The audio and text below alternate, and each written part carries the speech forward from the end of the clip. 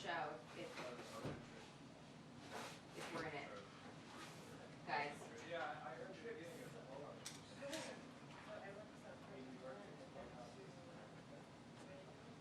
You can check me in and then it went silent. They may not have just punched it back. That testing.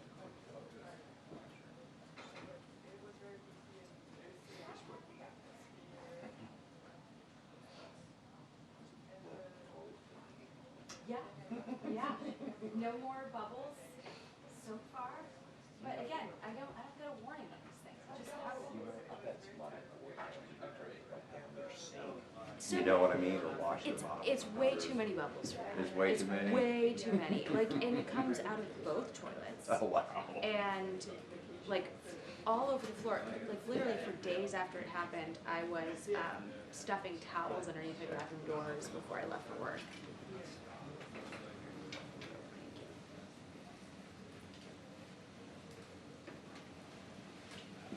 Okay, here we go. I don't hear anything yet.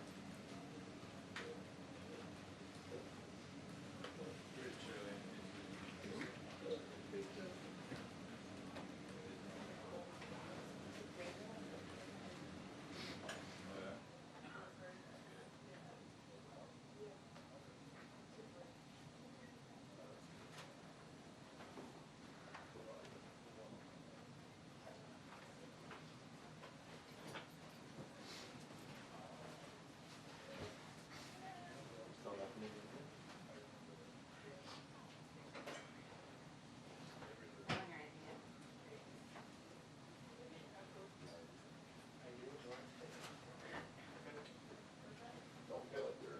It's probably hot. Oh, hurt.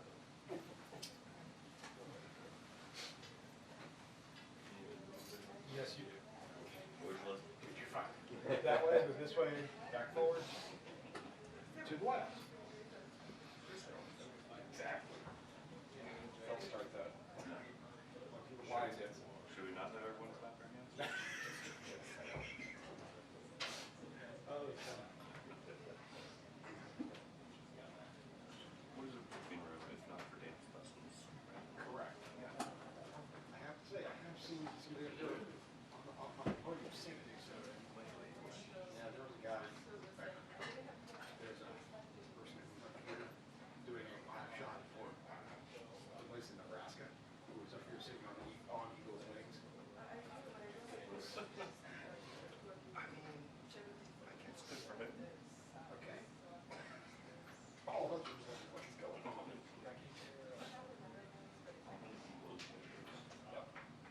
I mean, I guess it's good. Jackie, your choice. Figured. You're all clear, Jackie. Great work. Nice job, Jackie. You know, some of my best. Good So I hit. just stand there silently. With a look of existential dread. Yeah. Yeah. You know, Yep. coursing through my veins. Not much.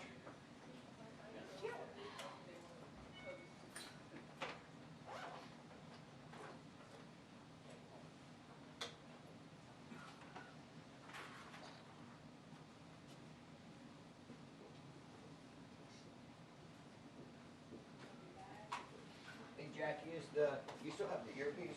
No, Okay. I use my own earpiece. Straight I see it.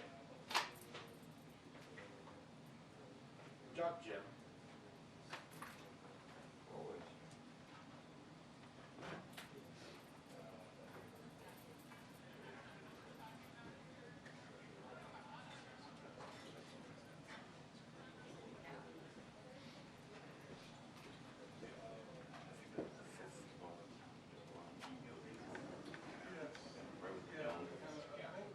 Acoustics are really good. Really hear good vibe.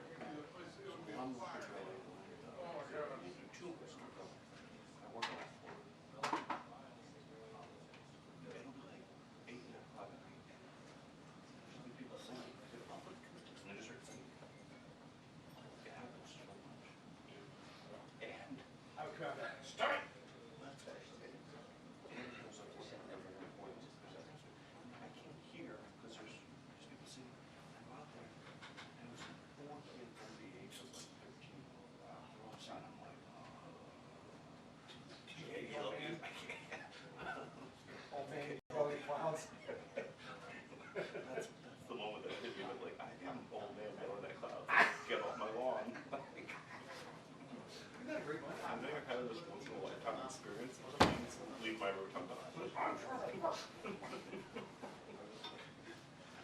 help me, help us. Such a crisis.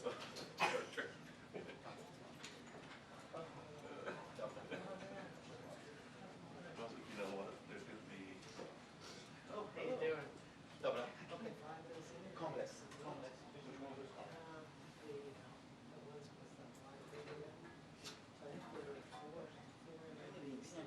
yeah,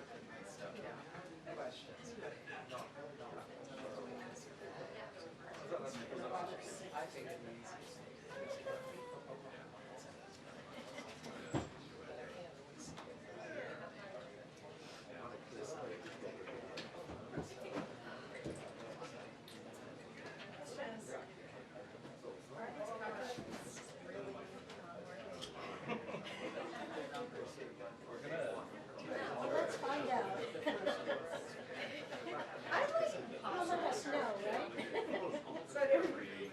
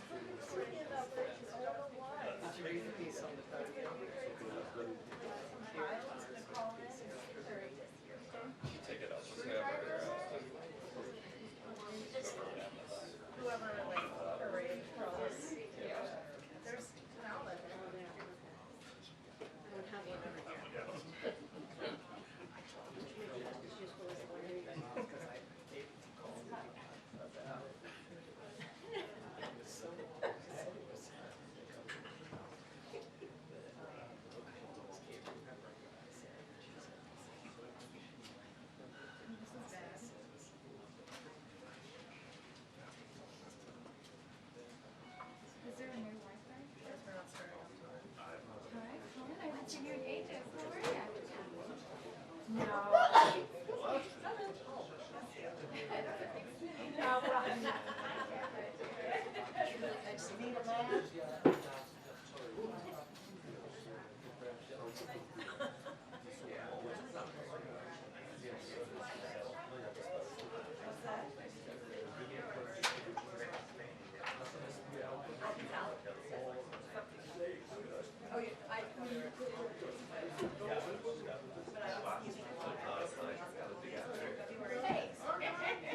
I think it's just like, it's easy if you're just short, like, you're way over, but everything else is close, you know?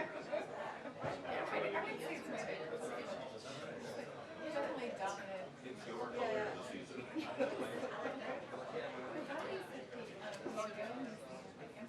Yeah. Well, there's fun, and there's a little bit of like Pangaros, or, you know,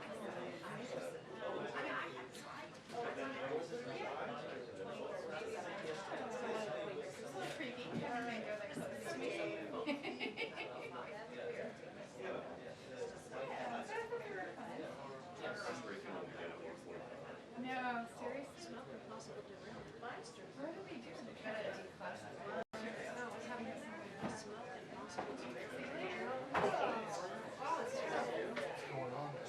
Nothing, how are you?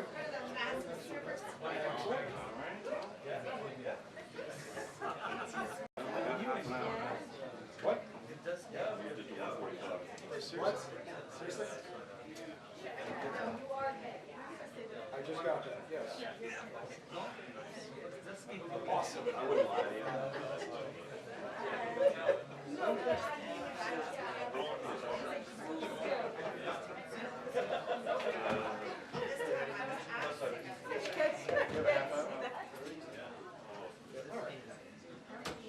Oh, you're not?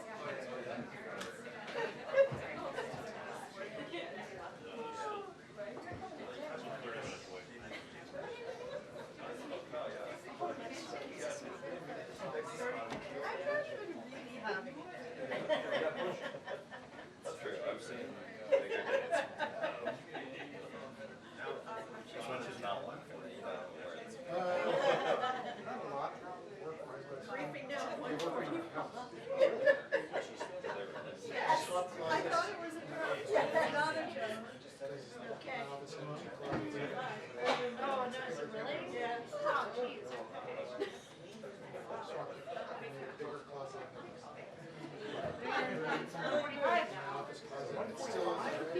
They couldn't have told us that they said it was the newspaper. Yeah. Work on that. Alright, I am gonna leave my card there. And then plug in my stuff actually.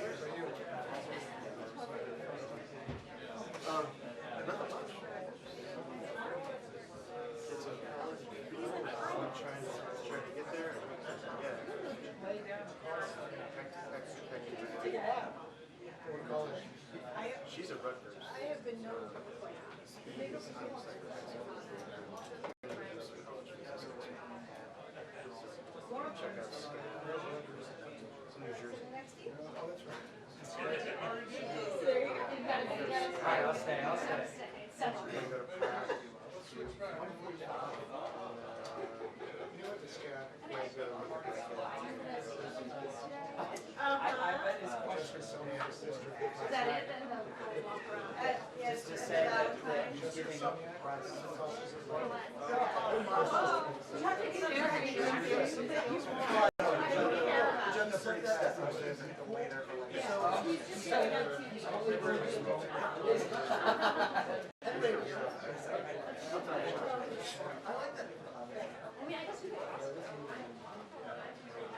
Yeah, I also, went, because I'm doing a, one of the most glorious 45 second setup spots for presidential search. Oh, yeah. And the guy requested.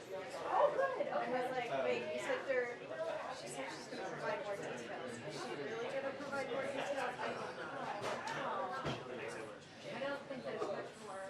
I don't think there is. He said he would go when the time was right. Didn't want to be here. Apparently the time is now right.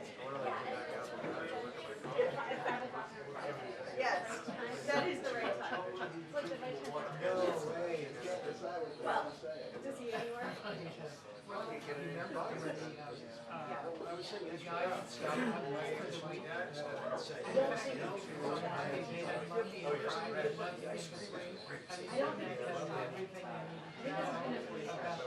Whole operation. He's just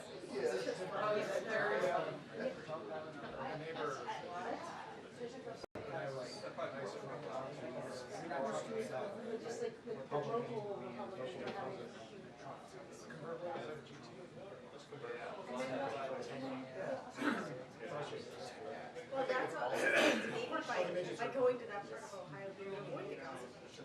Oh, no. Those are fun cars. Traveling guys are really. Yeah. Maybe if you go to cross country,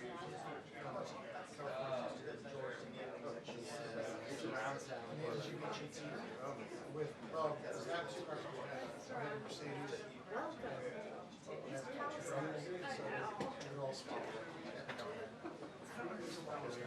Yeah, I mean, maybe he'll say it. Yeah, the thing is, everything in Ohio is pronounced wrong. Can you say something in Lima? Yes, it is.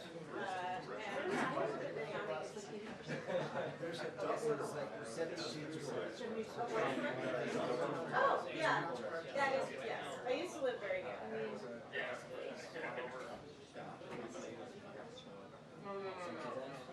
But it does make it look like someone who is willing to speak to all Americans, including those that hate him. I think we could have done that in so more of the Maui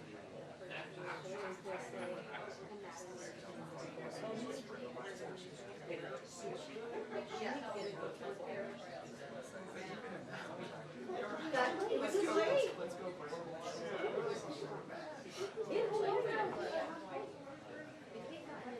Oh, I see. To me, that was way more.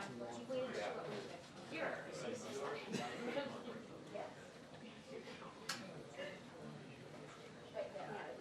I mean, based on my colleagues' practice reporting, we don't need to talk about it. They've moved on.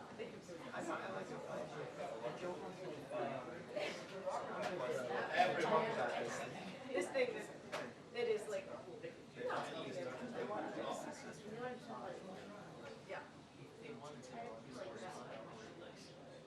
There's a big thing, and then derailed, and then they had to like turn off the contents of the train to avoid a big explosion of the train and its contents. But as a result, there's a giant cloud of train contents that were not toxic.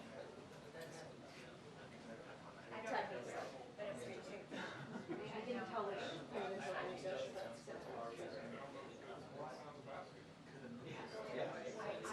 I know what you put through because I remember it. So,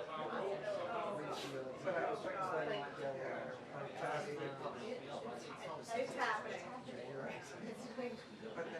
It's gonna happen.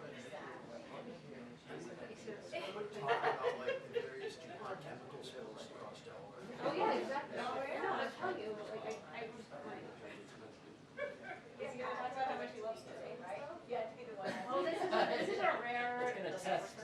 Yeah. Test to solve. I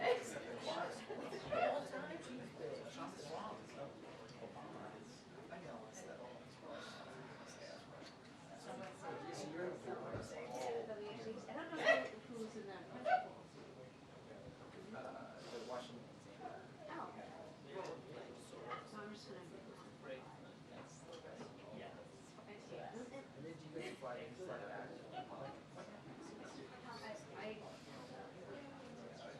And what I believe is when I fly it's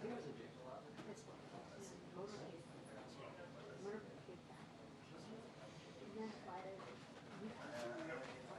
or we're gonna fly somewhere on the eastern shore. Dover. Yeah, so I hope that My brother is the James Bond expert. I'm unfortunately with that. Without him. So we back up the plane and JPS. So I guess the plane was to be at JPS. And then I guess somebody else will have to fly the On plane. Monday. So it's like, Because if the plane discuss will- playing without him. Yeah. Well, to Dover. to Dover. Yeah. So I'll have 3 legs for like Sounds like the plot. 800 miles. Sounds like the plot of Space 3 very short. Yeah, gold description. I think I'm just kind of. Space Cowboys is like the top I working. think that's like blue. It's like a 4.5 hour drive. But if you fly, you like get to the airport, you have like an hour flight, and then you go to the port station. Yeah. But I don't know if I'm gonna get it. I messaged the ACL. Like,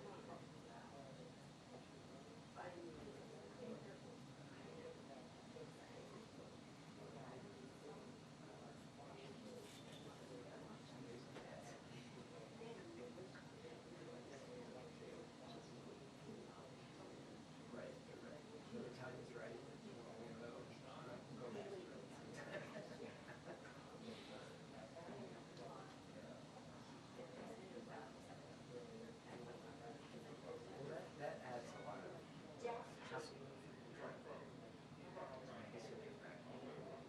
Well, I'd like to do as much work with JBA as we can.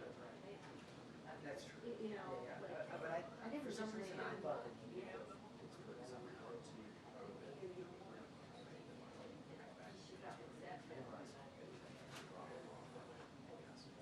Yeah. What's going on, sir? Not much actually. Then the health flow. No, it's good. I'm getting a compatriot his hard pass. I have to get an escort for him. Getting what? New engineer, he's going to get his hard pass today, but he needs an escort to get on the premises to get his hard pass. Yeah, well, there's no way you're gonna get it. It's not.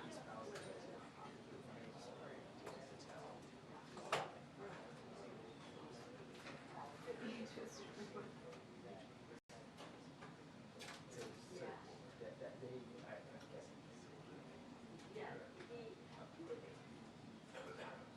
Oh. Yes. Yes. That's what they did.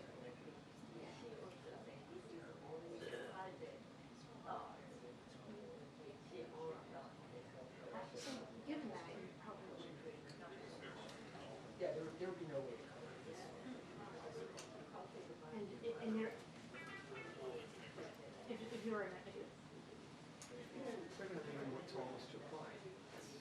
I mean, I guess in some crazy scenario, like. Sorry, sir. I actually got here early just because I got bored of talking about it. Looks like I didn't work. Yay!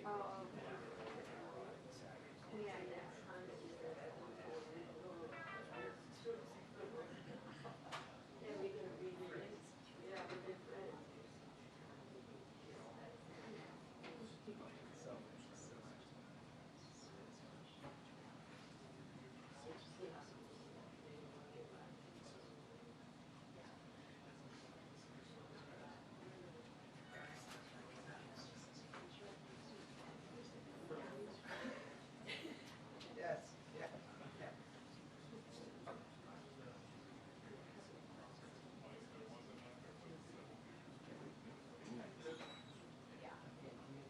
Is there briefing at 2 today?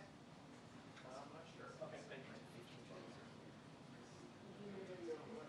1:45, thank you, sir.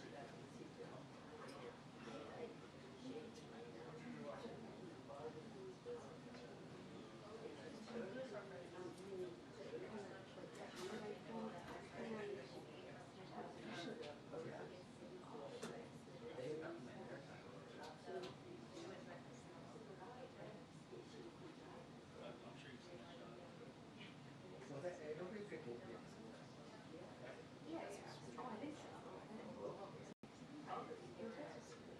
Yes.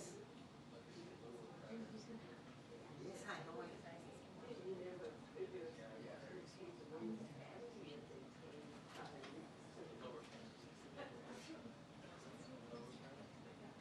Okay, perfect.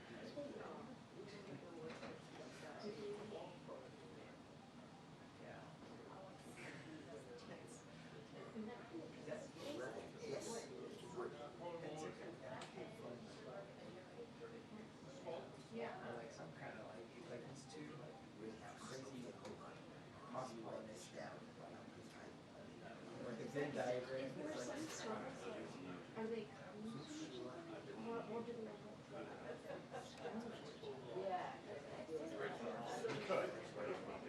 Thank God we don't.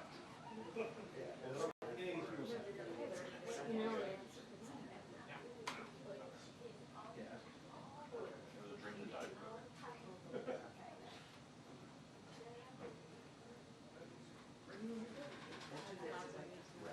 and they also like separate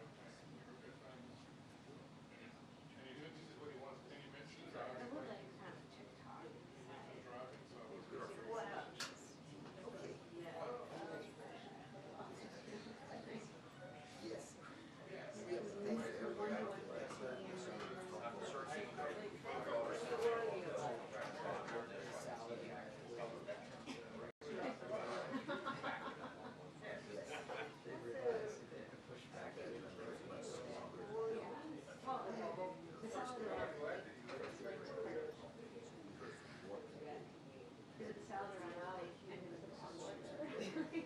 Right, right. They send it back, and you'll be back in 15 minutes. Exactly. And they'll push the briefing back in 30 more minutes.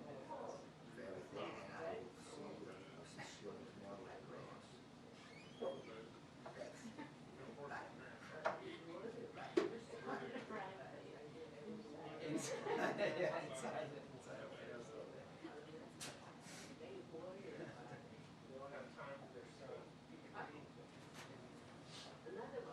Hi. Hey. Found it. Look at this. Maybe you're the reason for our delay. Yeah, Maybe they said, well, Katie's hard pass, she's trying to locate her. They always make such an effort to accommodate me that I bet that's true. They really go out of their way. Oh, yeah. That's our impression. Yeah. I'm like paranoid about Erica has a company. By the way, surprise. Weren't you She sure? didn't tell me. Well, she just tested this morning. I mean, she should have brought it to you. She definitely should have. You were so I feel like CDC is kind of loosening up. They're like loosey-goosey, but like, I feel a little, like, I don't want to get it from you. Oh, For me? do you think Matt has it? No, she gave it to you, and now you're. And now. So that mask is about Pfizer. It's about you. It's not because you spent time with it. It's because, No, I haven't seen Does her. Matt- I haven't been around her. I don't come into office. oh, Matt was with it yesterday for a full, I mean, it was like an hour and a half. Sitting right next to her. Yep. But I'm learning about this for the first time, otherwise I might. Maybe I shouldn't have shared that with you, but I feel like It's vital information. So that means she's not gonna go to. Who's telling us? Oh, she was at a wedding. missing both She's things. missing the wedding too? Wow. That's shitty. That is shitty. But she was in Florida with an old person's birthday party last weekend, so I bet that's. Yeah, maybe she should stop taking so many recreational trips, Yeah. you know, just keep it professional. Yeah. You know? You don't need to go see your family or spend time with them or even celebrate them, you know? Thank you, Dr. Fauci. Yeah.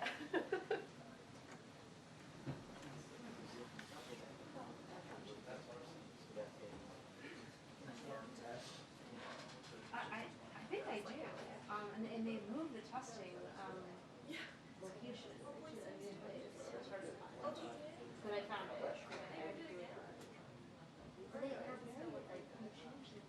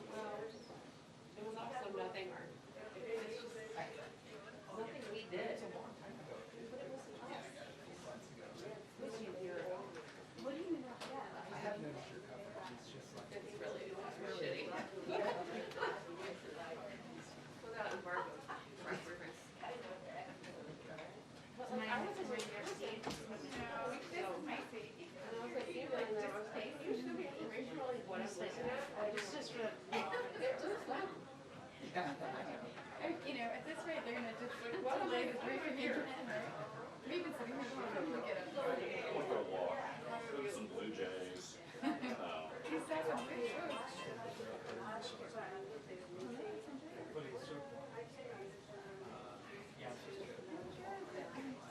Such a great story. Can I play back after?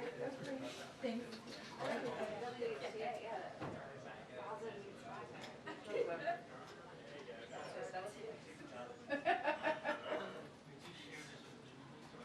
The story has everything. It's like, I don't know. I'm not, The nice thing about being the end is that I can sort of, I don't have to displace a bunch of people to get in and out. So Justin, that the armed protester involved, I think it's I mean, that's so great. That's so great. Yeah, I mean, I think she led Kelly well and Kelly Tyson. I also like Landon responsibility. Very good. Where? Kelly does. Oh, nice. She does, yeah, it'll be right. Oh, yeah, that's right. like, the epitome of Well, Biden did issue a statement But with, they let everyone sneak out nowadays. Oh, Drinking wine. yeah, right. Italy thing, yes. That's And very, they very true. basically Marcia, Yeah. hey, how you doing? delayed it constitutionally. Delayed. Oh, no, seriously? They're like, And I Really, that's kind of a joke, actually. when I came up for 145 on Monday, it's an example of co-broker experience. This is my third attempt, and every time I pull up Twitter, it's like delayed. You know, and it was like, was it originally? and oh, and we were getting started. They just did it on my phone. yeah. Oh, my God. Oh, is it delayed? Is Joe Biden going to start? Me and I have done this. Well, I don't know. I just, it was, it felt a little like, so it did feel a little aggressive because he was so close to us. And it wasn't protesting protest. It was like, he was protesting us. There's an armed protester around and at the crowd. Oh, and he was like, probably Servicing your like maybe food, 10 feet away. Yeah, when was this? Over the weekend. yeah, and he was, Yeah, didn't the Secret Service like? well, they were there to protect us. No, they were right up there to protect us. And it's open carry, Delaware. Sorry, he wasn't doing anything that like. He didn't. So was the state. Very like, it just felt very. It just felt like he was a little. And he's yelling at us specifically. You know, like that sort of thing. So what?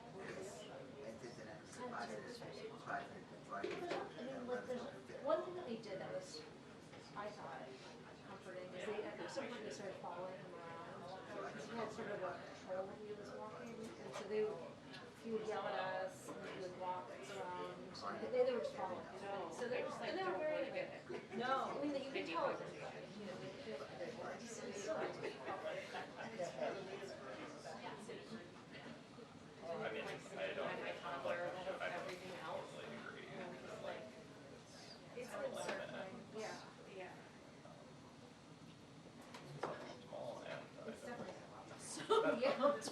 uh, Today it's understatement. and I don't know what we can do other than keep engaging with Secret Service. Yeah. The good news Oh, is Secret Service is They there were, and they're yeah.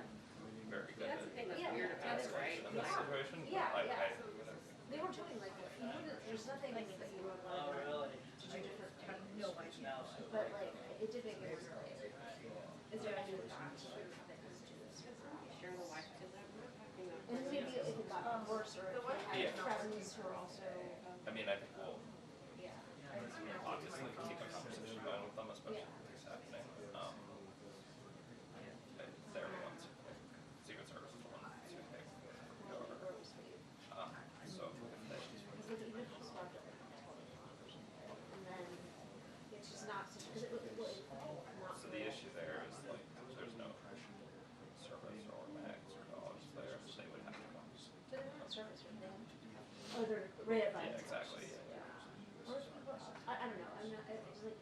before an incident, maybe not such a big incident, But this has happened before. There was a guy there. Yeah, it was, I think it's the same. Yeah, it seemed like it's the same. It's just the one guy, but like, But you get, other the fact that he's open carrying, he seems threatening, because he's he's yelling yelling at at you. us. Yeah, and he's got a billboard, he's trying to sound like a, he's trying to. Is he making any sense? Or is this a mental illness situation? He's making like a cogent argument, I guess, you know, which we're familiar with. And with the people in the. No. But like, You Friday, know, when and we, we the people. and he wanted to get on the bus, he wanted to get on the bus, because the service was great, and they were just like, they weren't asking, they were just like, let's. You know, they were very like. We're trying to diffuse that. Yeah, yeah, You all are expert in dealing with yeah. Yeah. But at the same time. Still pretty unsettling though, it's just. Yeah, absolutely. Yeah, it was just kind of like, you know, but it was, It's like, we always well, there was a police report I called tomorrow, yeah. Yeah, I know, it's a police You signed report up for too. that, that was fine. I thought, you know, I would find myself in areas where I was the only one who wasn't being carried. But, I still didn't feel. There's nothing you could do.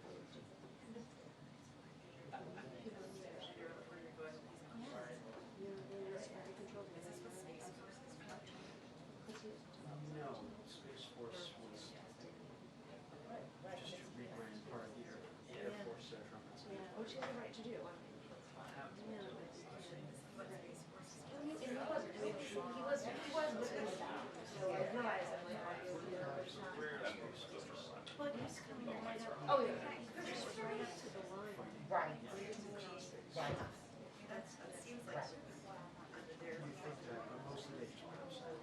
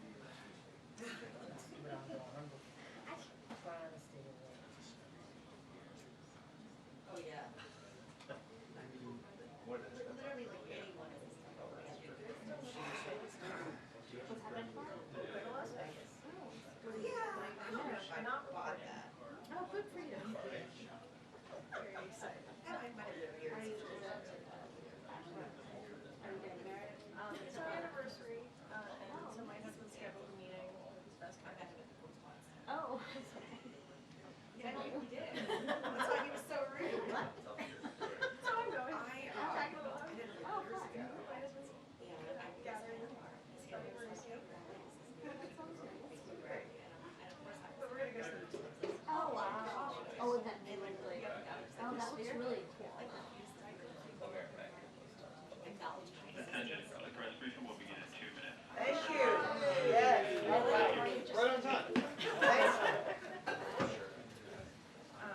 Yeah, just. I think they're just teasing us. Okay.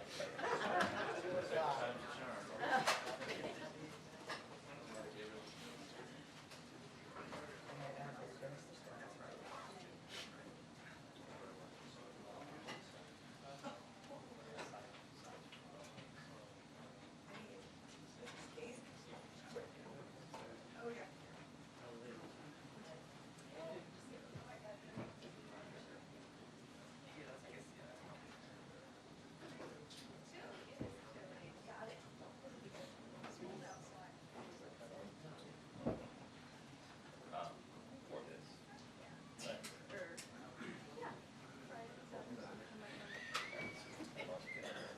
It's like a Saturday Night Live routine.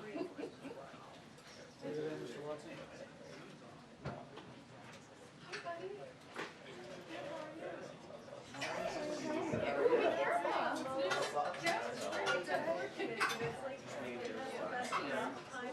Really?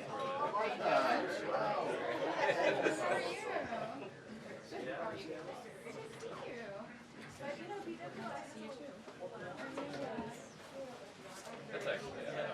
You can tell I was like, When they're adults. Well, that's a red. Thank you. I have these green ones, very similar, that I worked with, they have a hole, so.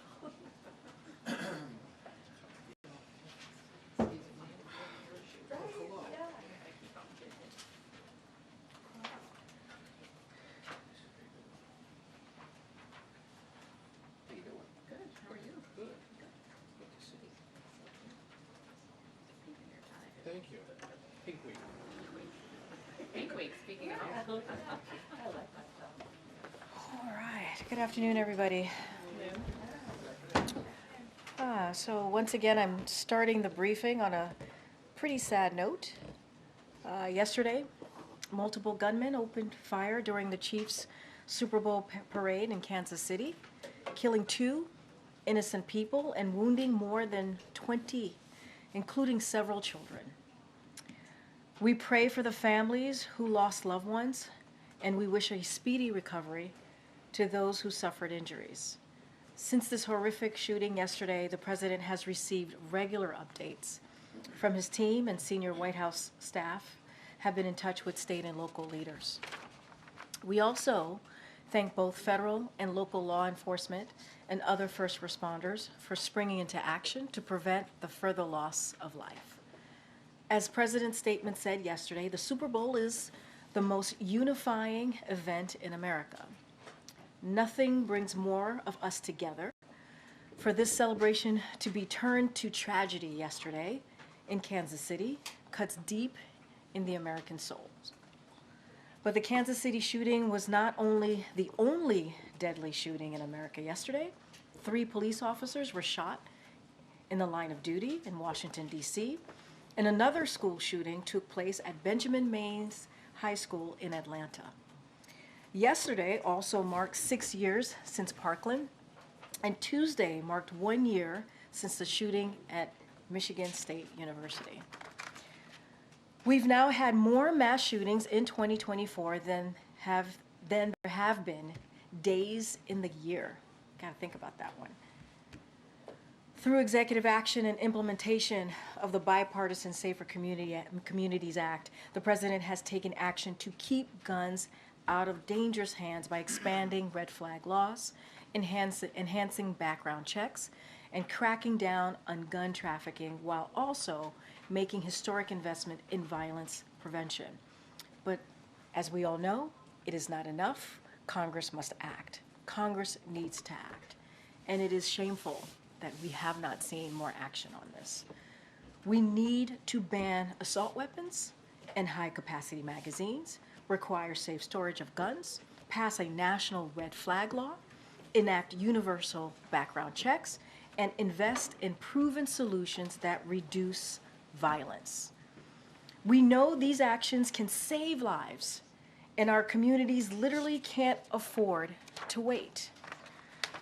Now, on another note, you saw an announcement today. We are excited to announce that President Biden will welcome President Duda, Prime Minister Tusk of Poland to the White House on March 12th for a joint meeting. The meeting coincides with the 25th anniversary of Poland's accession to NATO and underscores the United States and Poland's ironclad commitment to the NATO alliance, which makes us all safer.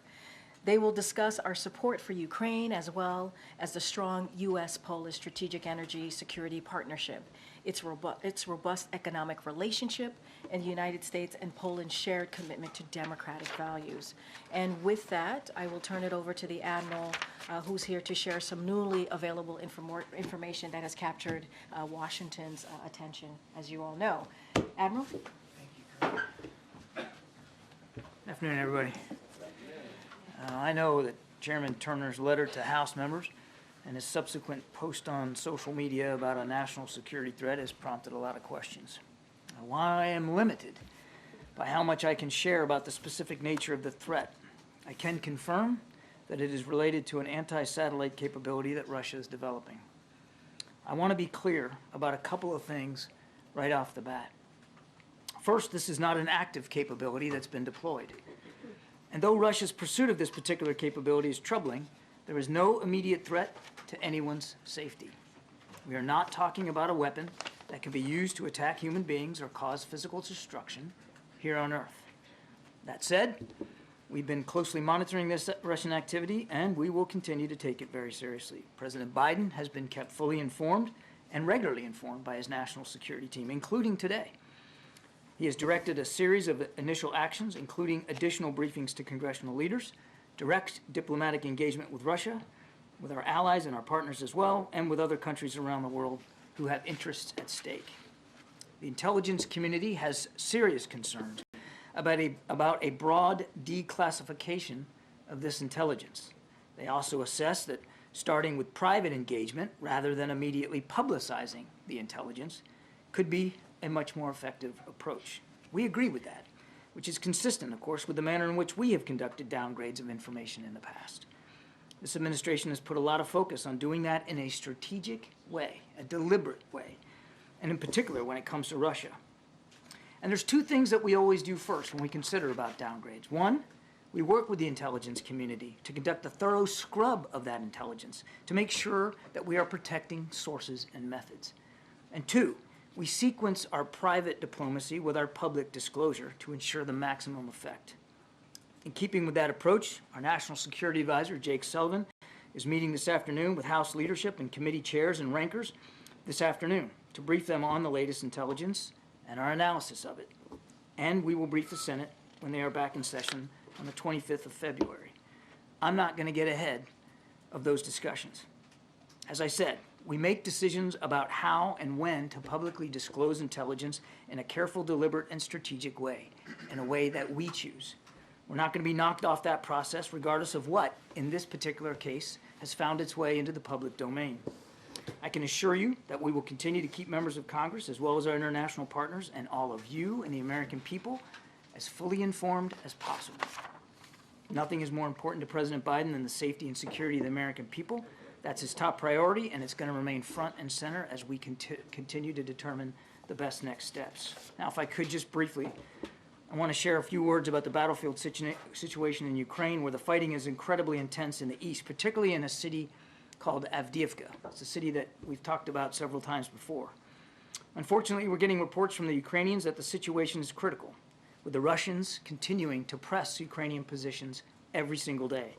Avdiivka is at risk of falling into Russian control. In very large part, this is happening because the Ukrainian forces on the ground are running out of artillery ammunition.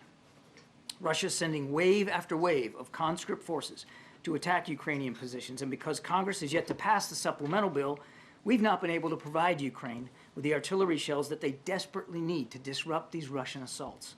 Now, Russian forces are now reaching Ukrainian trenches actually in Avdiivka, and they're beginning to overwhelm Ukrainian defenses. The cost of inaction by the Congress is stark, and it's being borne on the shoulders of Ukrainian soldiers. We need Congress to pass the National Security Supplemental Bill without further delay. If House Republicans do not act soon, what is happening in Avdiivka right now could very well happen elsewhere along that front. So again, we need Congress to act right away. Questions? Thank you. Addressing the matter that you addressed in your topper, can you address whether the United States has the capability to defend against the Russian anti-satellite system that they're developing? I would tell you that this is still it's still a capability they're developing. We are still analyzing the information that's available to that. I would not speak definitively about our strategic deterrent capabilities one way or the other. We don't talk about that publicly. But we're taking this potential threat very, very seriously, and we are examining what the best next steps are and what our options might be. I want to reiterate, it is not an active capability, and it has not yet been deployed. Thank you, Admiral. When was the President first informed of this threat, and what's been his level of interest or concern? I don't have a specific date on the calendar. He has been kept informed throughout, and our general knowledge of Russian pursuit of this kind of capability goes back many, many months, if not a few years.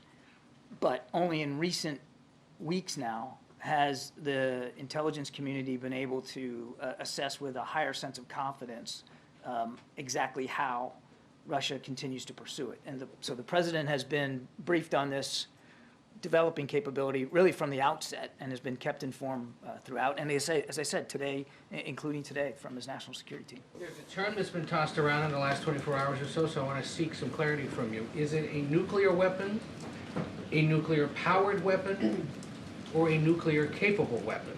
I'm not going to be able to go into any more detail than I did in my opening statement. It is an anti-satellite capability that they're developing, and beyond that, I will not go. You've spent some time, though, around nuclear material or weapons in your previous military career. What the heck is nuclear capable? What is nuclear capable? Well, I mean, I guess it depends on the purpose of the device we're talking about. I mean, we talk about making sure that Australia has nuclear-powered capable submarines. And of course, so nuclear energy can be used for propulsion in an engineering sense. It can also be used as a weapon. So nuclear capable could be either of those? I am not going to get into any more detail about this particular capability than I have already. It's just not prudent to do that. As I said, we work on downgrades of intelligence in a strategic, deliberate way. We're not going to get knocked off that approach, regardless of what's out there. Thanks, Karine. Thank you, John. Your statement just now seemed to push back on Turner's call for the administration to declassify this information and the fact that he made that desire public. But the Intelligence Committee put out a notice about an hour ago that the language was pre-approved by the Biden administration. So are you saying that the language that he put out in his statement on social media was outside of what ODNI approved? What I'm going to tell you, Jackie, is that, and you've seen us do this, certainly since early 2021, when 22, when Putin invaded Ukraine. We have been very careful and deliberate about what we decide to declassify, downgrade, and share with the public. And there's a process, Jackie. It starts with an analysis of whether information can be downgraded safely without violating sources and methods, without putting it in jeopardy our ability to continue to collect information and intelligence. Then, usually, there is an engagement strategy that goes along with that, where you talk to allies and partners, maybe the country in question, certainly members of Congress.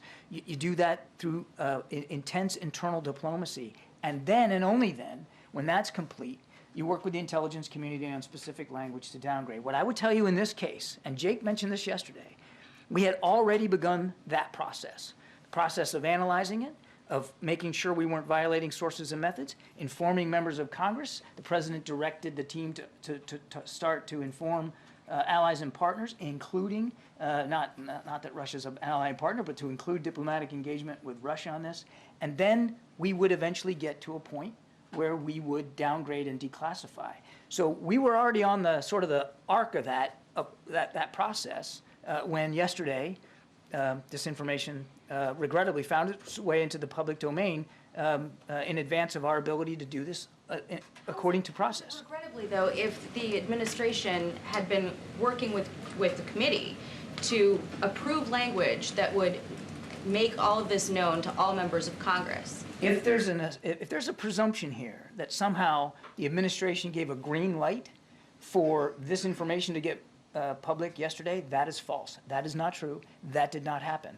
We were eventually going to get to a point where we were going to be able to share it with the American people, and we still will, as appropriate. As I said in my opening statement, we'll keep you as informed as we can. Now's not that time for us to go into any more detail to this. Officials pushed back on the characterization that allies and partners had not been informed and said that they had been informed. When did that happen? We are in the process, again, which is why we're not going to be downgrading everything here today. We are in the process of consulting with allies and partners. We are in the process of engaging with Russia about this. And we think, no, it's a crazy thought here, but we kind of think it's important to follow that process and do it the right way rather than just rush to put something out in the public domain. Okay, good. John, when we talk about the potential to cripple satellites can be used to drive everything from weather forecasting to wars. You say this is something that would not impact those of us on Earth. Why should Americans be concerned about a Russian capability that would target satellites?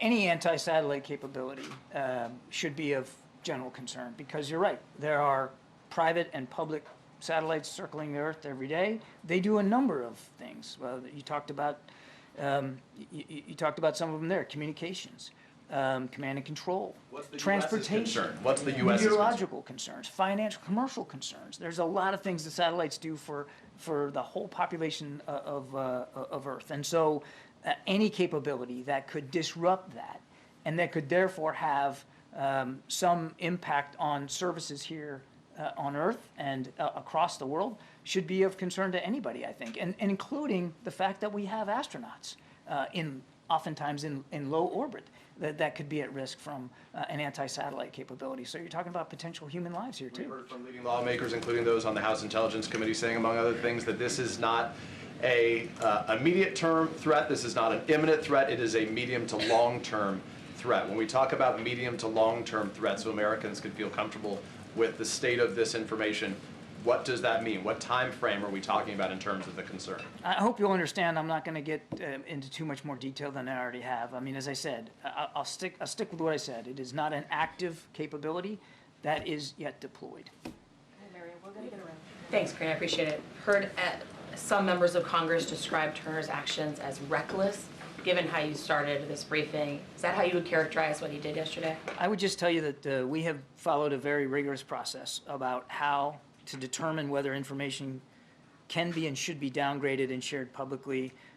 We were and are in the process of that with this particular capability. And as I said in my opening statement, we're not going to get knocked off that process. We're not going to have our hand forced to get out there faster and further than we think is appropriate. Are you concerned that all members of Congress now have had access to this classified intelligence? That's really for Chairman Turner to speak to, since he made that decision to make it available to all members of Congress. This is based on... That doesn't concern the administration. Look, well, again, we'll let Chairman Turner speak to his decision about how to share the information.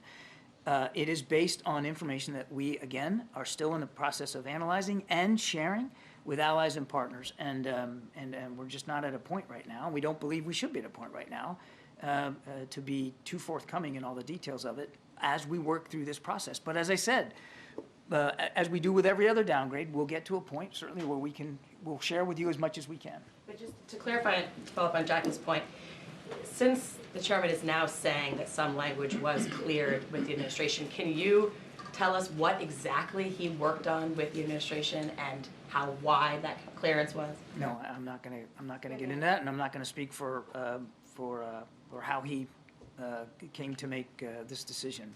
We have a process. We're gonna stay on that process. Thanks, Karine. Thanks, Admiral. The Kremlin spokesman said today that the bringing up this issue of the Russian anti-satellite capability is a ploy by the White House to pressure Republicans in Congress to pass the supplemental and get aid to Ukraine. What's your reaction to that claim? Bullocks. Just one more thing, if I may. Thank you for that answer. Last night, the leaders of Australia, Canada, and New Zealand issued a statement warning Israel against any offensive in Rafah, saying it could be devastating and catastrophic. These are some of the closest U.S. allies and part of the Five Eyes group, obviously. Can you tell us why the United States thinks differently to them and still feels that it's possible that Israel can offer that may be able to offer a credible plan for an offensive that can protect civilians? I don't see a whole heck of a lot of gap between what they've been saying and what we've been saying. I mean, I can't speak for them. I can just tell you that we continue to believe that under the current circumstances, without a credible plan, as the president said, to account for the more than 1 million Palestinians that are down in Rafah, make sure that they have a place where they can be safe and secure and out of harm's way. Without that credible plan, a major operation in Rafah would be a disaster. We agree with that. And we're continuing to talk to our Israeli counterparts about what that plan might look like. Okay. John, thank you.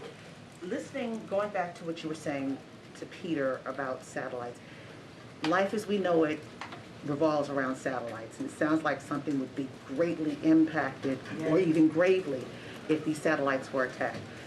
When and how and why would the national security threat right now go up higher if something begins to move in a different direction? Can you tell us when that and why would it go up higher?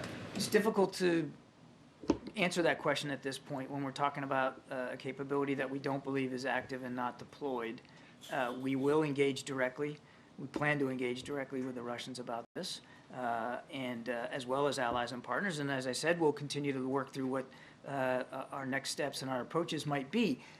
I don't want to minimize the potential here for disruption should there be an anti-satellite capability of any significance. It could affect services here on Earth. There's no question about that. That's why we are taking this so seriously. And lastly, as we're dealing with this and looking at the complicated relationship that the United States has had with Russia, and you say you're going to go into conversations, do you really trust Russia when it comes to the satellite? There's no issue of, it's not about trusting. And I think our record on dealing with Russia appropriately, I think, is pretty well established. It's not about blind trust with Russia. In fact, it's quite the opposite. Is it trust but verify? Look, we're not in a position where we're trusting what's coming out of Russia. What they say, we watch what they do, and we analyze what they do, and then we make our own decisions, our own policy decisions about what we're going to do based on their actions or their inactions. Thank you, Karine. John, staying on Russia before I move on to the Indonesian election, but on a slightly different track. Vladimir Putin said that a Biden administration would be more stable and better than a Trump administration. Your reaction? I think Mr. Biden, I think Mr. Putin knows very well what this administration has been doing to counter Russia's malign influence around the world, and certainly what they've been doing inside Ukraine. We've demonstrated over and over and over again how willing we are to push back on what Russia's doing, again, particularly in Ukraine. And Mr. Putin should just stay out of our elections. Indonesian election, the candidate Prabowo Subianto has claimed victory. A couple of questions. Number one, when does the administration plan to congratulate him? Are you planning to wait for official counts to come out, which could be days or weeks? And number two, this was an individual who was banned from entering the United States for many years due to allegations of human rights violations, including the abduction and torture of pro-democracy activists. during the 1998 ouster of his then father-in-law, President Suharto. So is the administration comfortable working with a person with such a track record? We'll make our congratulations known at the appropriate time. I don't have, I couldn't give you a date certain or a time certain for that. As I understand, the results are still coming in. And we will respect the vote and the voice of the Indonesian people. So, but just to clarify though, the Trump administration did grant Prabowo Subianto, who was then Indonesia's defense minister in 2020, and invited him to the U.S. because of concerns that Jakarta may be veering too close to Beijing. I wanted to know what the Biden administration's view is of balancing between American human rights values and geopolitical expediency. I think the only way I can answer that question is to reiterate that human rights, civil rights have been at the forefront, the very foundation of President Biden's foreign policy. There's not a conversation he has anywhere in the world with foreign leaders where he's not raising issues and concerns about human rights and civil rights. That's not going to change. You can take one more question on the House Foreign Affairs Committee today, hearing today on the Afghanistan withdrawal, accusing the Biden administration of reinventing the Doha Agreement and creating conditions that are ripe for a Taliban takeover. Could you give a reaction? We have talked and briefed at great length about the situation we found ourselves in when we came into office, and a Doha agreement that was agreed to by the previous administration. I would point you to every public comment and testimony that we have done before. I don't think I need to relitigate that. The president was faced with a stark choice given the decisions that President Trump made about exiting Afghanistan. So Martin Griffiths, the UN aid agency chief, today said in an interview with Sky News that Hamas is not a terrorist organization. He later clarified that it is not on the list of groups that the United Nations has of terrorist organizations. What's the word from Washington and from the White House about those comments by Martin Griffiths? Hamas is a terrorist organization. We've said so. It is. It just is. And you don't have to look any further than what they did on the 7th of October to see it in stark terms. And my goodness, take a look at their manifesto, even the one that's so-called watered down in 2017. There's no doubt they just want to wipe Israel off the face of the map. This is a terrorist organization, pure and simple, period. Is it helpful? I mean, do you find it, have you reached out to Griffiths to... I'm not aware that we've done any reaching out, nor do I think we need to. We have made very clear our views of what Hamas is. Okay, and then I just wanted to follow up. Israel's finance minister has ordered these flour shipments not to go into Gaza because they were going through UNRWA.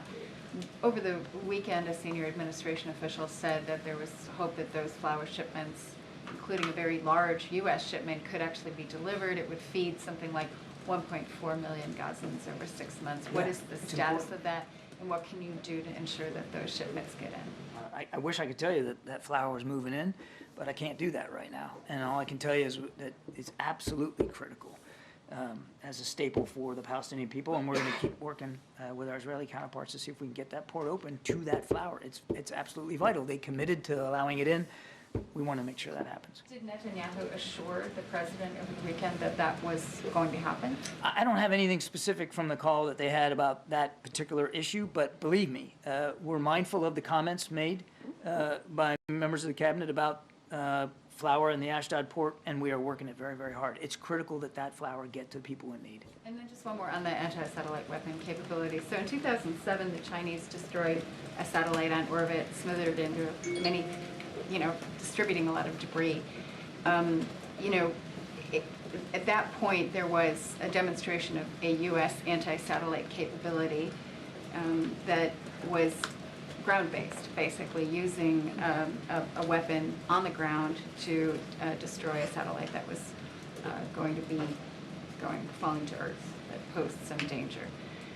Can you say whether the weapon, the new capability that the Russians have developed, is in fact space-based, or does it involve some test of a weapon that is based on the ground? It would be space-based, and it would be a violation of the Outer Space Treaty, to which more than 130 countries have signed up to, including Russia. If I could circle back to the direct diplomatic engagement, has that contact actually been made now with Russia? On what level are these conversations? We are in the process of that. On what level is it? With state, with defense? We've reached out to, we reached out to the Russian side, but we have not secured actual conversations at this point. And then you talk a lot about, when you're thinking about declassification, that you need to be concerned about not revealing sources and methods. The way that this was rolled out yesterday, is there any concern that sources and methods have already been compromised? We're asking ourselves that very question right now, because we want to be able to make sure we're not, or that in any way, shape, or form, anyone could potentially compromise sources and methods. So we're working our way through that analysis right now with the intelligence community. And if I could, really quickly on Israel, it's our understanding that the CIA Director, Bill Burns, traveled to Israel to meet with Netanyahu today. What was his message to him? I make it a golden rule not to speak to the CIA Director's travel. I'd have to refer you to his staff on that. But I will tell you, just in general speaking, I'm not going to talk about his travel, but he has been very deeply involved in helping us with the hostage deal negotiations, and that work will continue. And we are very much shoulder to the wheel to see if we can get something done. John, you said that the administration is in the process of reaching out to Russia about this issue. I'm just wondering if Chairman Turner's actions in any way complicates those discussions for you, makes it more difficult. We'll have to see. In the back, way in the back. Thank you, Karine. I have two questions for you, John, on Polish leaders' visit to the White House next month. On March 12, 1999, 3 countries were admitted to NATO: Poland, Czech Republic, and Hungary. Why President Biden invited only leaders from Poland? And the second question, why he invited both leaders, the Prime Minister and the President? This is quite unusual, but 2 leaders from one country, especially that the President Biden had not invited the former Prime Minister of Poland to the White House. He only met with Vice President Harris. This is a great opportunity to celebrate the 25th anniversary of Poland coming into the alliance. It's also a terrific opportunity to show our gratitude for everything that Poland has done, not just as a great NATO ally, and they are, but everything they've done to help support Ukraine, including security assistance and hosting more than 1 million, I think it's 1.5 million, Ukrainian citizens on their soil. They've been generous, they've been spirited, they have been strident in the support of the alliance and in Ukraine, and the President's looking very much forward to seeing both leaders here in Washington, D.C. Both at the same time. That's quite unusual, right? This was all done in consultation with our Polish counterparts in terms of how we were going to structure this meeting, and again, the President's very excited, very much looking forward to it. Start wrapping it up, guys. Thank you. Now that the Pakistani elections are over, several U.S. congressmen have raised the concerns about the way it has been handled. They say it's not free and fair. Does the White House believe that the Pakistan elections were not free and fair and the people's mandate has not been respected there? We're concerned, and we share concerns about some of the reports that we've heard coming out of Pakistan in terms of intimidation, voter suppression, that kind of thing. And so we're watching this very, very closely. And as I understand it, votes are still being tallied, so international monitors are still taking a look at those tallies. I'm not going to get ahead of that process. And secondly, in last several weeks, several Indian students and Indian American students have been attacked throughout the country. There's concern among their parents. As you know, India sends one of the largest number of students to the U.S. There's some concerns in India and the parents that the U.S. is no longer safe, could not be longer safe for their students and reluctant to send the kids here. What is the message to them? There's no excuse for violence, certainly based on race or gender or religion or any other factor. That's just unacceptable here in the United States. And the President, this administration, has been working very, very hard to make sure we're doing everything we can to work with state and local authorities to try to thwart and disrupt those kinds of attacks and make it clear to anybody who might consider them that they'll be held properly accountable. John, you mentioned the Outer Space Treaty several questions ago, and that is, as you said, enforced, but Russia has pulled out of several arms control treaties in the last few years. Is the administration confident that this treaty is not going to go the same way, that there's faith in the Russian government to not unilaterally violate the treaty? And if they do, will the U.S. pull out of the treaty to keep pace?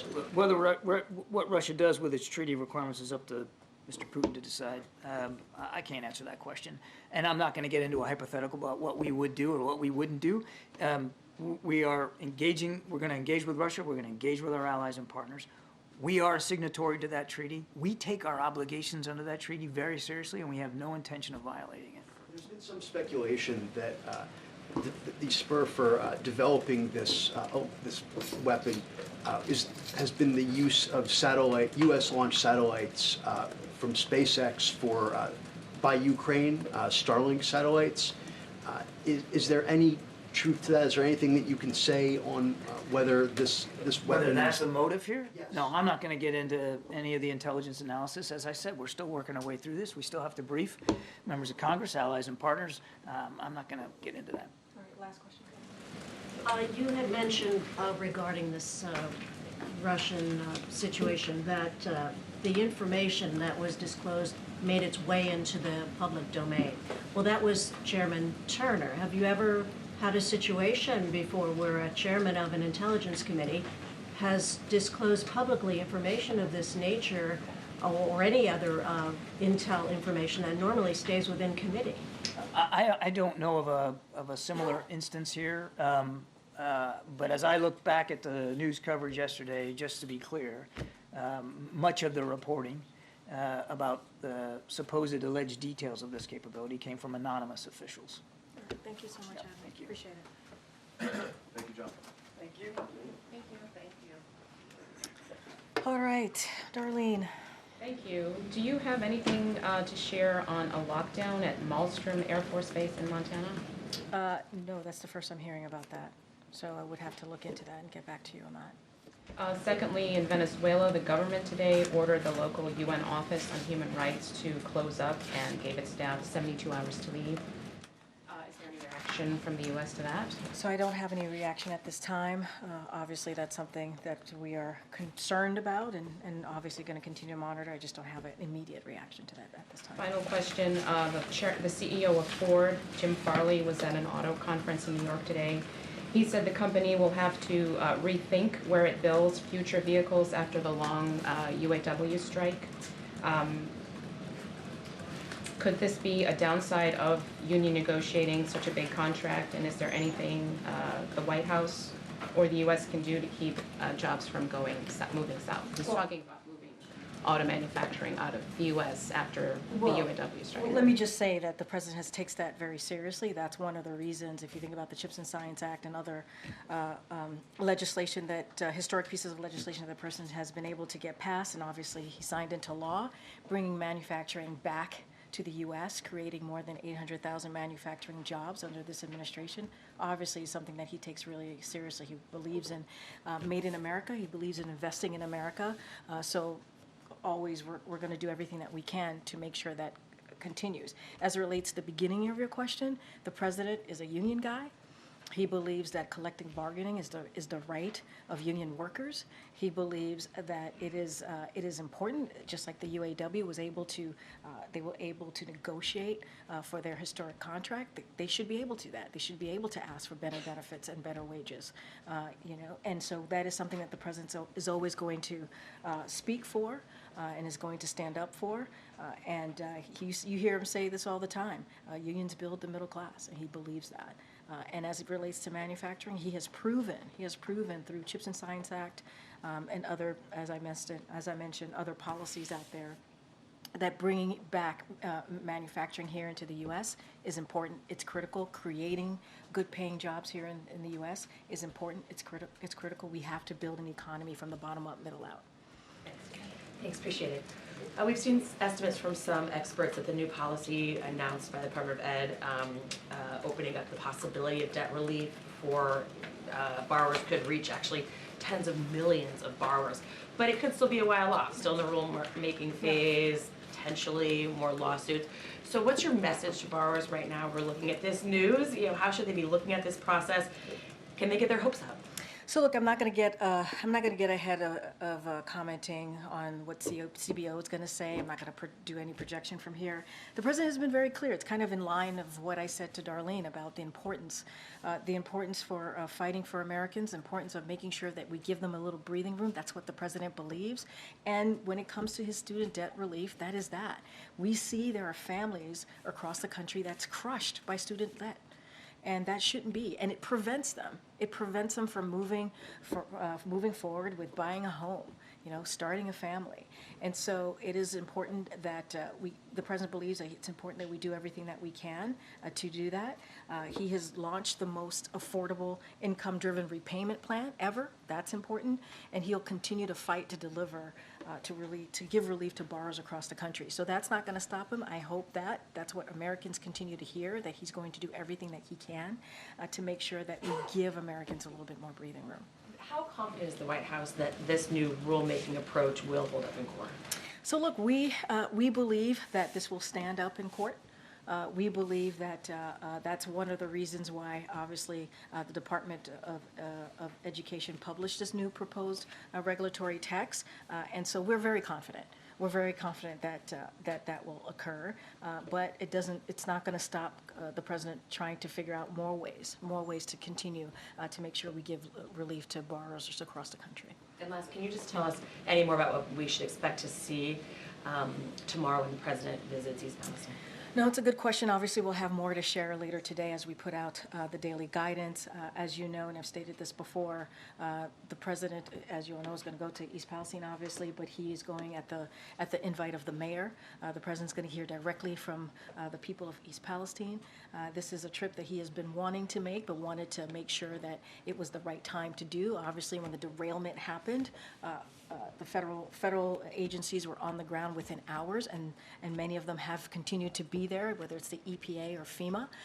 And so that's what you're going to see. We'll have more details to share later today, but you will see a president that goes out there, whether it's a red state, blue state, urban America, rural America, to hear and make sure that he is a president for all, especially when they're dealing with this awful event that happens specifically in this community. And look, one of the things that we've heard from this community, they do not want to be just known for one event, right? But at the same time, we have to be there for them. We have to hold Norfolk Suffolk accountable, which is what we're going to do. The Department of Transportation obviously continues to do that, and he will be on the ground and he will hear directly from the community. Get on, Jerry. Karine, so I just wanted to follow up on the Kansas City Chiefs shooting. Yeah. Does the president, he's often gone to the site of shootings, is he planning to go to Kansas City to sort of grieve with the people there in person? And well, what I could say is obviously, let me just say, and I've already offered up our prayers for the families who lost their loved ones, and to the victims obviously as well. Many of them are children. And it is one thing I can say for sure is the president is devastated by this and also frustrated. It is frustrating to continue to talk about and for him to put out a statement, or for me even, and I'm sure for all of you, to cover another shooting. And this gun violence epidemic is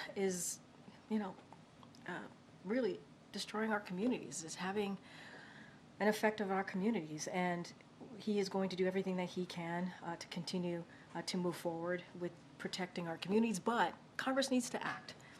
Congress needs to act. This is a president that has taken 24 executive actions on this particular issue, obviously. We passed a historic piece of legislation in a bipartisan way just about 2 years ago. It is time for Congress to do more. We need them to do more.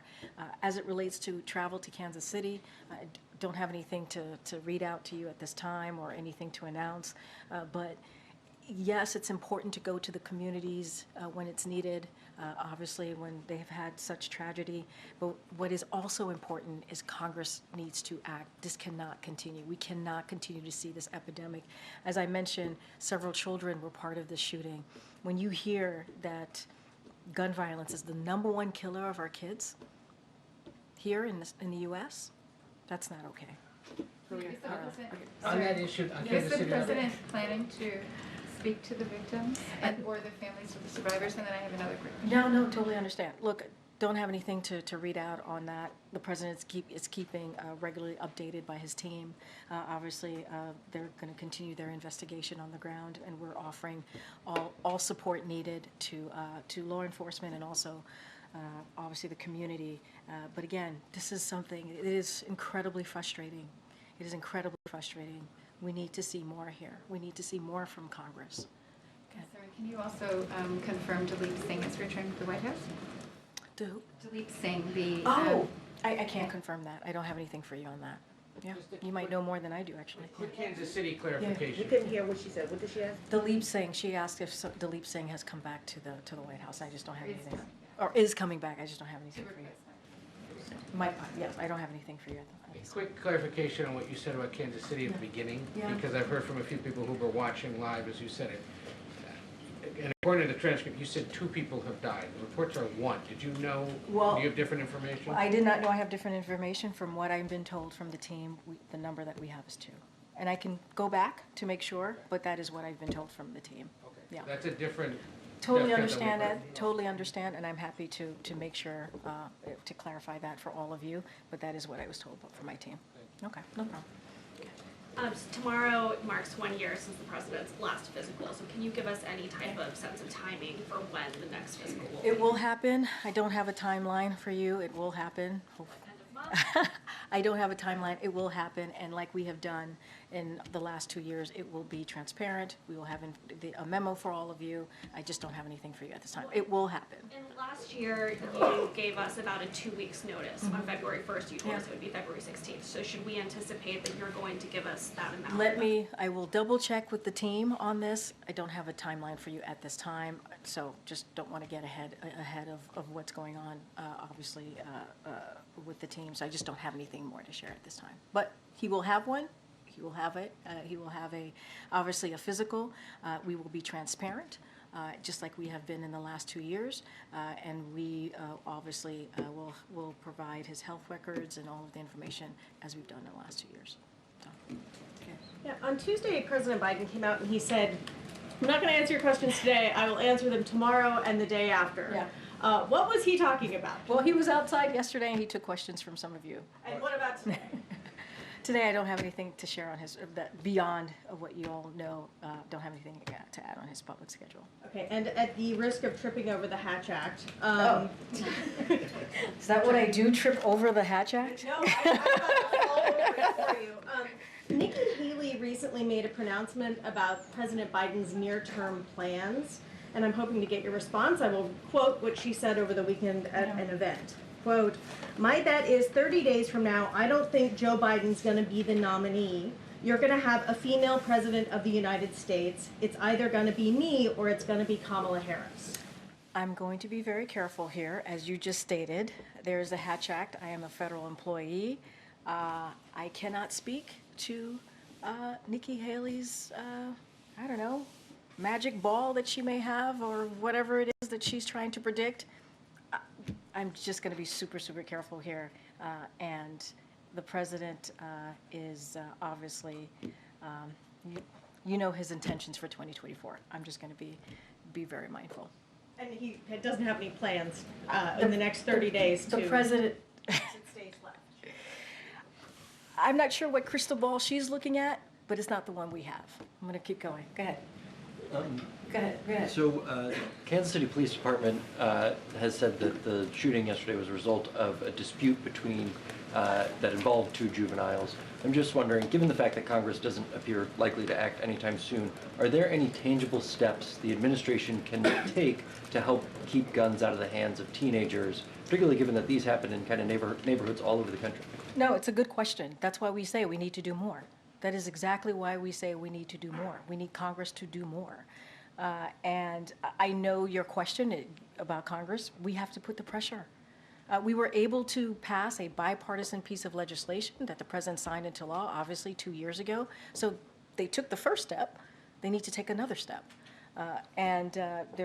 There is executive action. There is obviously the Office of Anti-Gun Violence that we started here. It's a historic office. It's going to do everything that we can to help communities as they're dealing with these types of tragedies, to make sure we're moving faster and with the bipartisan law on the Safer Communities Act, make sure things are moving at a rapid pace. And so that is kind of the goal of the office, but we actually need Congress to do more. We have to, and we have to put the pressure on them to do that. If I'm not mistaken, it's already illegal in most places for people under 18 to have guns. Is this an enforcement issue? Is it that law enforcement needs to step up to get guns? I mean, look, there are many issues, right? Obviously, law enforcement issues. There are many issues that need to be addressed, and that's why federal legislation is important to this as well.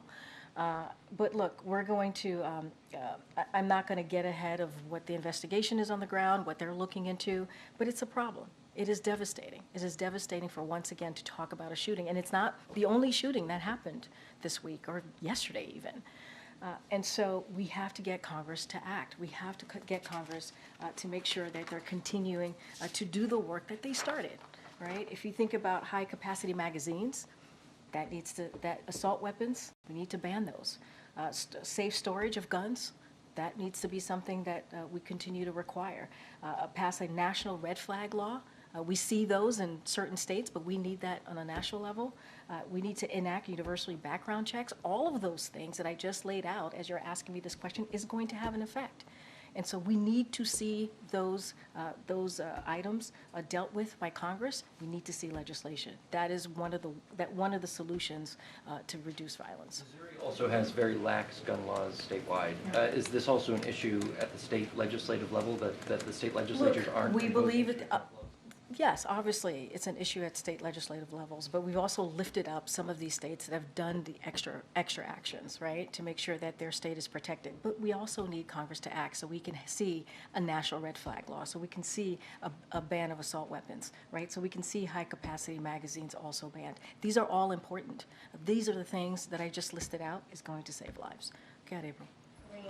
On that subject, as you're passionate from the podium about this, and this is an election year, do you expect the president to lean in, to push Congress to act on gun legislation, gun reform, et cetera, leaning in on a consistent basis this year?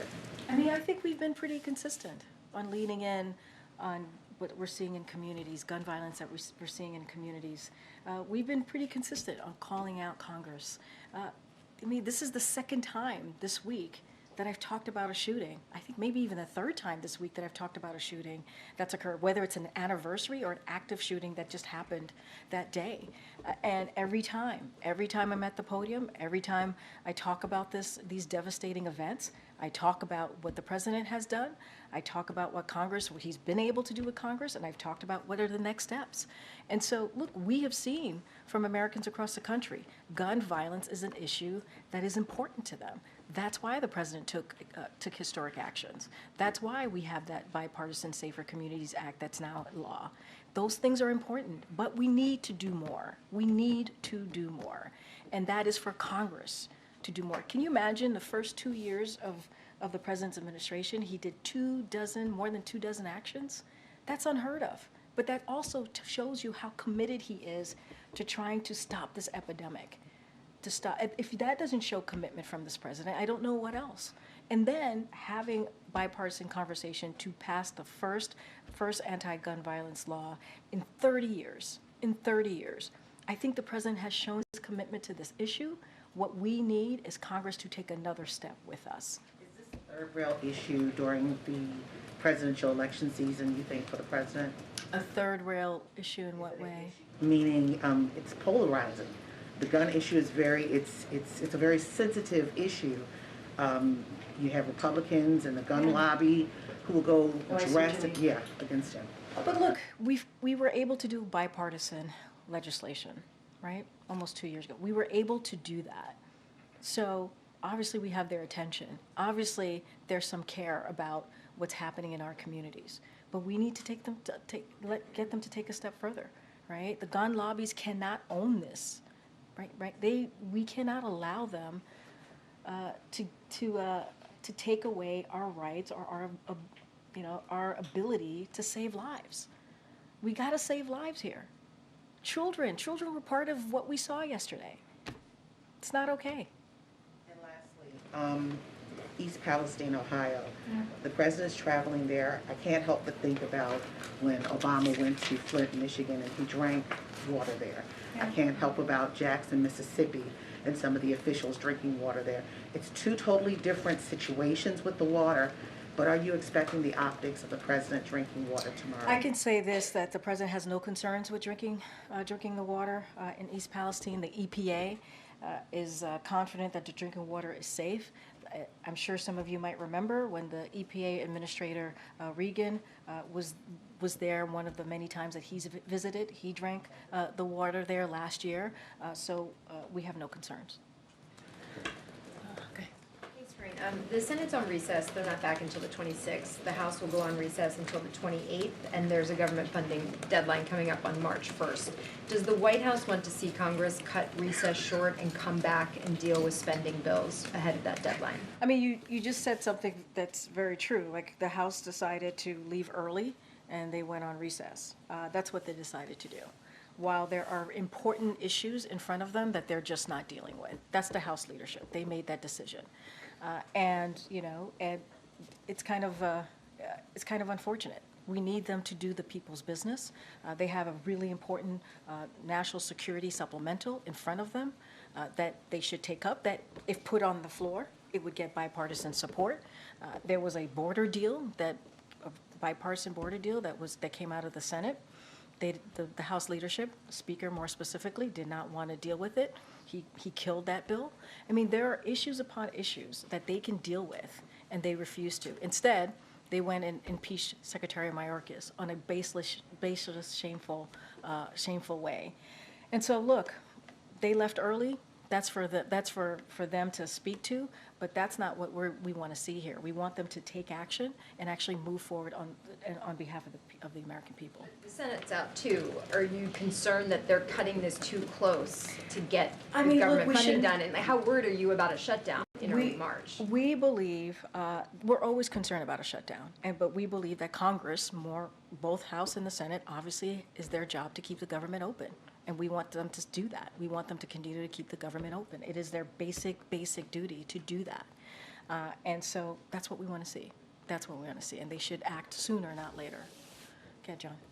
Thanks a lot, Karine. The other day you were talking about the crime rate across the country, and you were absolutely correct in saying how the crime rate has gone down in several large cities, New York and Chicago. But here in the district, it is not. There were 274 homicides here in the District of Columbia in 2023. That's the highest murder rate in more than 2 decades, since 1997. This is the president's home, at least a few days a week.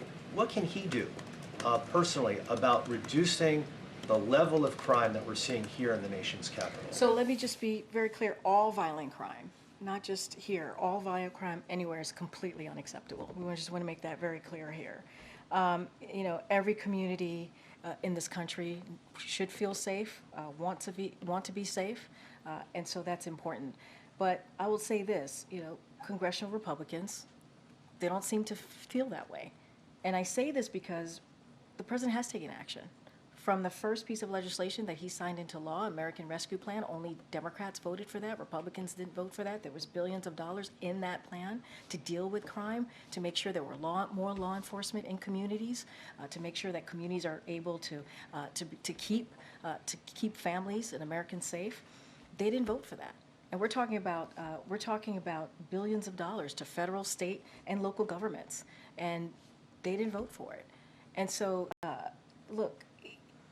I just talked about the bipartisan gun safety legislation, where he was able to secure that. He took that very seriously, worked with, in that particular instinct, worked with both sides of the aisle to get that done, something we hadn't seen, again, in 30 years.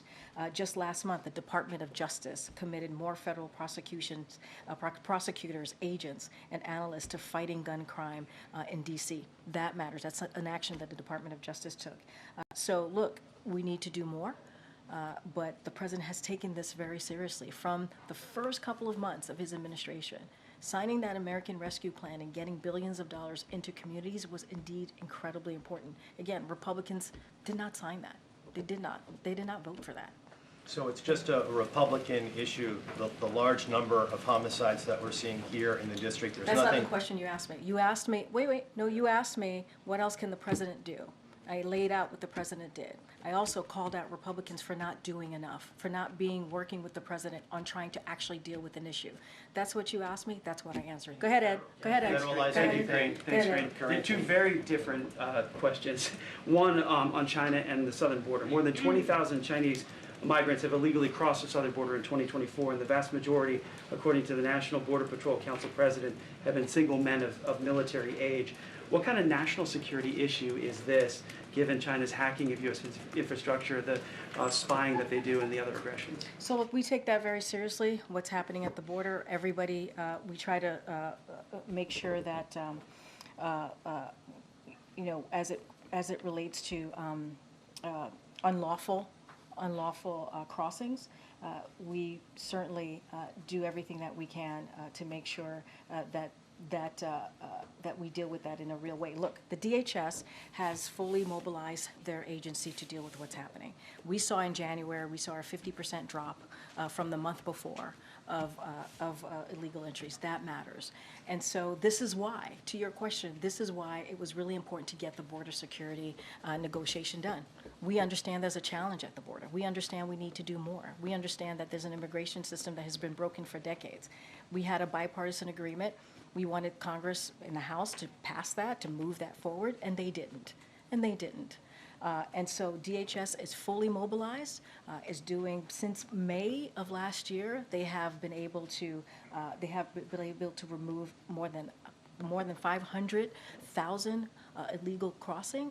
And so that is something that they're going to continue to work really hard. The president has added more CBP, more patrol officers on the border, but you know, we need more. We understand we need more. And on the student loans things you did, the CBO director testified on Capitol Hill yesterday saying that the fiscal policy currently is unsustainable. Then he went on to say that the changes to the SAVE program for forgiving more student loan debt would cost taxpayers more than $100 billion.